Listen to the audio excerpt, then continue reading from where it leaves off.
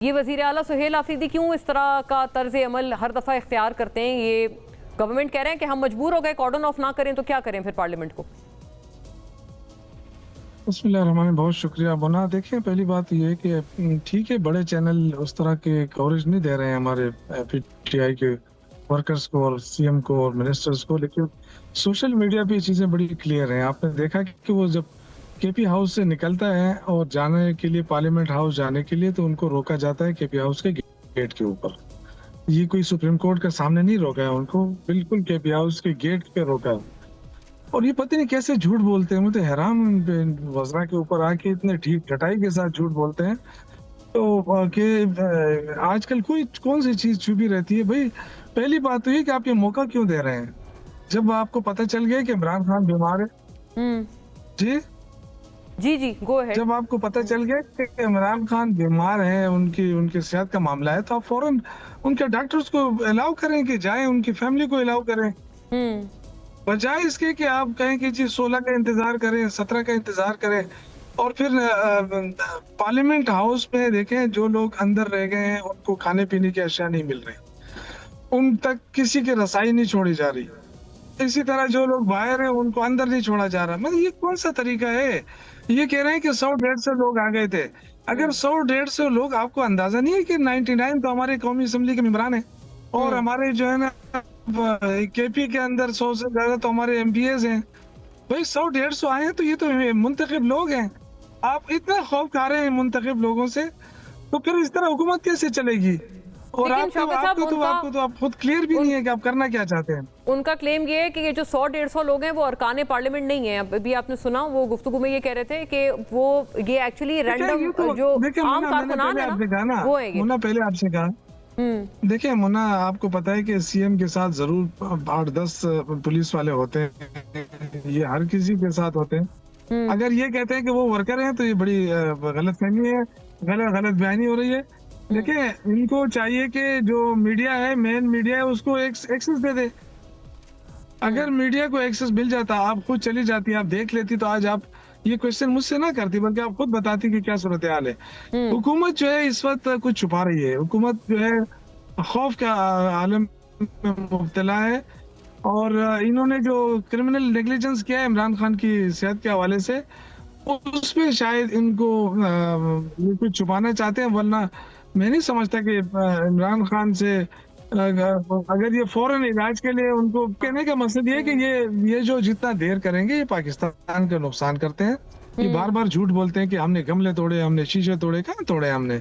हमेशा आपने पुलिस खड़ी करके हमारे खिलाफ इस्तेमाल किया है, रियासती ताकत इस्तेमाल किया है, लेकिन आप कामयाब नहीं हो सके हैं। या मान जाए कि आप नाकाम हो चुके हैं, आपके पास दूसरा कोई रास्ता नहीं है इमरान खान के को बाहर निकालने के अलावा, क्योंकि आपसे मुल्क नहीं चल रहा, आपकी मईशत डूब गई है, आपके कारखाने बंद हो रहे हैं, बेरोजगारी बढ़ रही है, महंगाई बढ़ रही है, आपके पास तो है नहीं कुछ। आपके पल्ले क्या है? बहुत ऐसे कर्जे ले लेके आप मुल्क चलाना चाहते हैं। अभी आप हुजैफा रहमान साहब से मैंने पूछा, उन्होंने कहा कि ये कॉर्डन ऑफ करने की पार्लियामेंट जोन को और एरिया को इसलिए नौबत आई क्योंकि मिनिस्टर्स एनक्लेव तक को पीटीआई के कारकुनान ने एक नो गो एरिया बना दिया। सुहेल आफरीदी साहब वहाँ जत्थे लेके पहुंच गए, रास्ते बंद कर दिए। वो अपना भी बता रहे, वो अपनी अहलिया को अस्पताल भी नहीं ले जा पा रहे थे। तो ये जो नौबत है ये फिर आ रही है और फिर एक एक वायलेंट प्रोटेस्ट की तरफ पीटीआई अभी दोबारा भी इस दफा जा रहे हैं। तो इज इट ऑल ट्रू? और ये जो सेहत से मुतालिक कंसर्न्स हैं, क्या ये रिजॉल्व होते हुए नजर आएंगे अब?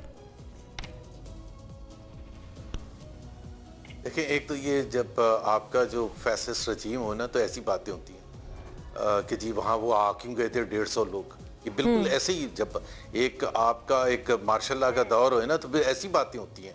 ज़ियाउल हक के ज़माने में भी ऐसी होती थी, मुशर्रफ के ज़माने में भी ऐसी कि जी वो 150 लोग क्यों आ गए थे।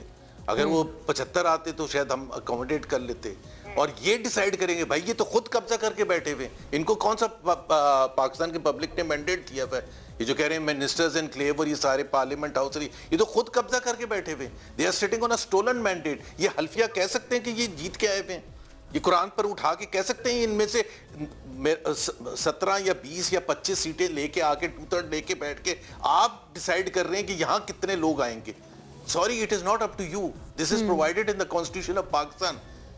The fundamental rights are guaranteed, चाहे आपने उस आइन का बिल्कुल हुलिया बिगाड़ दिया। और दूसरा, मैं मोना प्लीज, मेरा शदीद इख्तलाफ है कि ये बानी पीटीआई क्या होता है। जिस मुल्क में नाम ना ले सकें वजीर बैठ के, नाम ना ले सकें, तो उससे मुझे ये बताने की जरूरत है कि क्या ये जमहूरियत है, ये किस किस्म का फैसिस्ट रजीम है। नाम लेते हुए बानी पीटीआई, मतलब आप खुद अंदाजा लगाएं कि डर, खौफ, या मतलब अब आप कितने मुश्किल हालात आपने क्रिएट कर दिए। सो एक तो ये तो सिर्फ एक बात नहीं है कि जी इमरान खान की जो उसके जो सेहत के हवाले से जो कंसर्न है, 4 महीने से आपने लॉयर से नहीं मिलने दिया, 4 महीने से आपने डॉक्टर से नहीं मिलने दिया, 4 महीने से आपने फैमिली से नहीं मिलने दिया, आपने उनके बच्चों का वीजा रिफ्यूज कर दिया यहाँ आने के लिए। और आज ये एहसान है कि जी उनके बेटों को बात कराइए अपने बाप के साथ। तो जाहिर सी बात है नॉर्थ कोरिया में भी ऐसे ही होता है। नॉर्थ कोरिया में भी जो वजीर बैठे होते हैं, जैसे हुज़ैफा साहब हैं, वो भी ऐसे ही कहते हैं, देखिए हमने फोन पर बात कराई है। एहसान पूरी मुल्क का, हम सब तहाइफ लेके शुक्राने के नफल पढ़ने चाहिए कि जी वजीरों ने इतना बड़ा इनका दिल आ किया है। वरना तो ये हो सकता था जैसे उसने वो ट्वीट अपलोड कर दी थी, ट्वीट्स के थ्रू अपलोड कर दिया था मरियम नवाज की स्पीच, तो उसको टाप के उनके घर से उठा के अगवा करके ले गए थे। सो देखें, आप ही का रिपोर्टर था, हमारे reporter, I mean, so this is the environment. आपके रिपोर्टर थे जिनको जबरदस्ती अगवा किया गया, किस बात पर कि जी वो फेक न्यूज थी। पहली बात तो ये फेक न्यूज नहीं थी, वो सबको पता चल गया। अगर वो फेक न्यूज थी भी तो क्या इस तरह से होता है जमहूरियत में, एक ऐसी महजब सोसाइटी में कि केस फाइल होता है, वो तरीक़ेकार होता है, या वो दीवारें टाप के सिविलियन क्लोथ्स में अंदर घुस जाए, पुलिस उठा के लेके चले जाएं और किसी को ना पता हो कि वो कहाँ है। जब शोर हो इतना ज्यादा, 7-8 घंटे तक कोई वेयरअबाउट्स नहीं थे, और ये बिल्कुल बात सही है। और बाद में पता चला जब ये सारा हुआ, फिर अज़मा बुखारी ने फाइनली क्लेम किया कि हमने लिया है क्योंकि वो पैका एक्ट के तहत हम उन पे कार्रवाई कर रहे हैं। That's correct. अज़मा बुखारी के ऊपर पैका एक्ट नहीं लगना चाहिए। पहले उन्होंने एक औरत और बच्चे जब गटर में गिर गए थे तो उन्होंने फेक न्यूज़ फैलाई, बजाय कि कितना सेंसिटिव था। भाई आप कहते हैं कि मुझे बताया गया था, तो जिसको आपको जिसने बताया था तो उसको आपने डिसमिस क्यों नहीं किया ऑल द वे? भाई किसने अपॉइंट किया है पुलिस को या जिसको भी, किसी की रिस्पॉन्सिबिलिटी नहीं होती। जो ठेकेदार थे उनसे आपने खबर लेके और आपने कहा नहीं कोई भी नहीं गिरा।